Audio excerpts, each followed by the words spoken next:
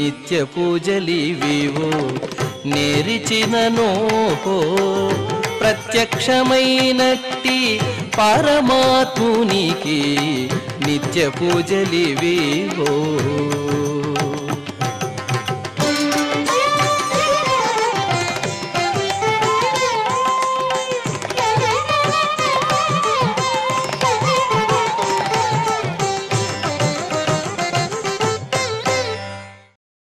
ఓం నమో వెంకటేశాయ.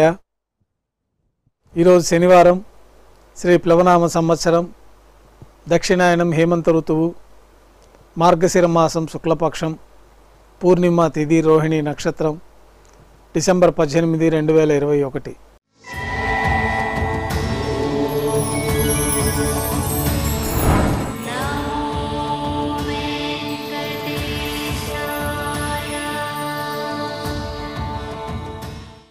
మాధ్యాహ్నిక ఆరాధనలో భాగంగా పంచపాత్రలు శుద్ధి చేసుకొని శుద్ధ తోయాన్ని నింపుకొని ఉపచారాలు సమర్పించి అష్టోత్తర శతనామార్చన పూర్తి అయిన తర్వాత అన్నప్రసాదాలు, పన్యారాలు ఘంటానాదం మధ్య మాధ్యాహ్నిక నైవేద్యంగా సమర్పించిన తర్వాత భక్తులని సర్వదర్శనానికి అనుమతిస్తారు.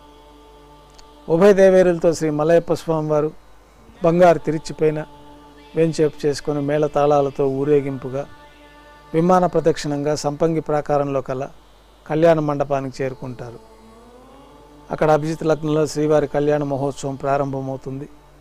పుణ్యాహవాచనం, అంకురార్పణ, రక్షాబంధనం, అగ్నిప్రతిష్ఠ, స్వామివారికి అమ్మవార్లకి నూతన పట్టు వస్త్రాల సమర్పణ, మహాసంకల్ప పఠనం, మాంగళ్య పూజ, శ్రీదేవి అమ్మవారికి భూదేవి అమ్మవారికి మాంగళ్య సమర్పణ, స్వామివారికి అమ్మవార్లకి కర్పూర నీరాజనం, విశేషమైన హోమాలతో పూర్ణాహుతి పూర్తి అయిన తర్వాత మాలా పరివర్తనం అనే వైదిక కార్యక్రమాన్ని నిర్వహించి ఉభయ దేవేరుల్ని శ్రీవారి చెంతకు చేర్చి ఈ సందర్భంగా అక్షతారోపణం అనే వైదిక కార్యక్రమాన్ని నిర్వహించి కర్పూర నీరాజనం, మహానైవేద్యం, తిరిగి కర్పూర నీరాజనంతో కళ్యాణోత్సవం పూర్తి అవుతుంది.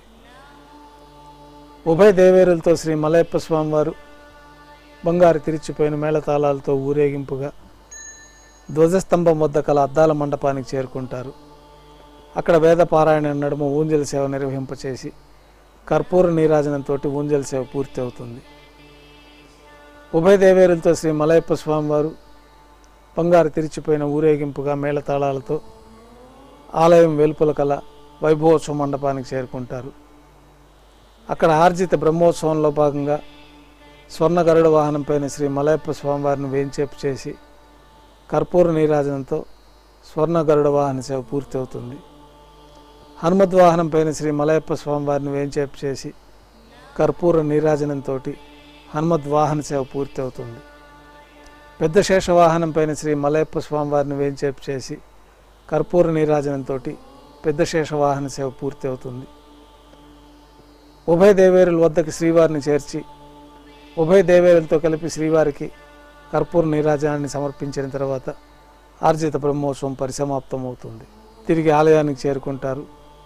ఈరోజు రోహిణి నక్షత్రం సందర్భంగా కృష్ణస్వామివారు, రుక్మిణి అమ్మవారు సాయం సంధ్యావేళలో 1000 దీపాలతో అలంకరించబడిన సహస్ర దీపాలంకరణ సేవ మండపానికి చేరుకుంటారు. వేదం, గానం, నాదం నడుమ సహస్ర దీపాలంకరణ సేవ జరిగిన తర్వాత నక్షత్ర నీరాజనం, కర్పూర నీరాజనంతో సహస్ర దీపాలంకరణ సేవ పూర్తి అవుతుంది. కృష్ణస్వామివారు, రుక్మిణి అమ్మవారు బంగారు తిరిచిపోయిన మేళతాళాలతో ఊరేగింపుగా 4 తిరువీధుల ఉత్సవం జరుపుకొని ఆలయానికి చేరుకుంటారు. రోహిణి ఆస్థానం పూర్తయిన తర్వాత కృష్ణస్వామివారు, రుక్మిణి అమ్మవారు గర్భాలయంలో చేరుకుంటారు. వెంటనే తోమాల సేవ ప్రారంభమవుతుంది.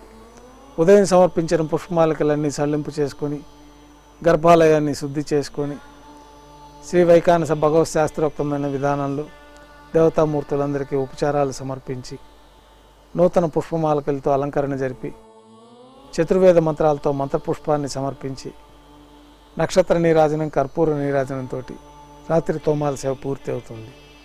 అష్టోత్తర శతనామార్చన పూర్తి అయిన తర్వాత రాత్రి నైవేద్యంలో భాగంగా అన్నప్రసాదాలు, పన్యారాలు ఘంటానాదం మధ్య నైవేద్యంగా సమర్పించి తిరువీస నైవేద్యం పూర్తయిన తర్వాత భక్తులని సర్వదర్శనానికి అనుమతిస్తారు.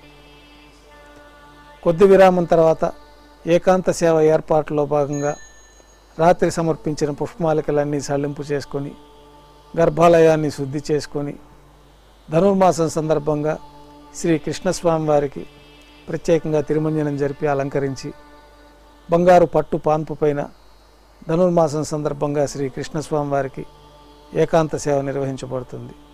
ఈ సందర్భంగా స్వామివారికి దారోష్ణమైన గోక్షీరము, జీడిపప్పు, బాదం పప్పు, ద్రాక్ష, కల్కండ కలిపిన మిశ్రమాన్ని పండ్లు నైవేద్యంగా సమర్పించి కర్పూర నీరాజనంతో ఏకాంత సేవ పూర్తి అవుతుంది. ఓం నమో వెంకటేశాయ.